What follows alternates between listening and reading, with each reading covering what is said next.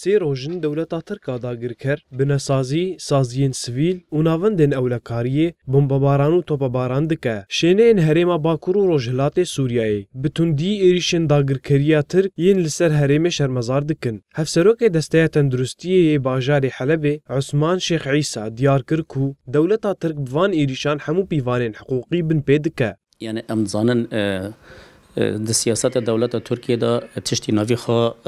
عدالت و حقوق و انسان و انسانیت و مافتنینه یعنی اجبر ویجی انجام ختماندن سیاست دولت ترکیه آد هندر و در وادا یک ام بیجن آلیه در و د پروژه خواهی ایمیساق ملی آبر فرح کرنا داگرکری ترکیه لسر هرمین روجالات ناوین بگیشتی و کردستان جاره کدم تایبت هەروها عوسمان شێخ عیسا ئانی زمان کو ئارمانجا داگیرکەریê valakirina herêmê û têkbirina projeya rêveberiya Xweser e. û divê êrîşina de jî armanca wê diyar e. Yek valakirina herêmê, di du derbekirina sîstema rêveberiya Xweser û parastina sîstema parastinê yê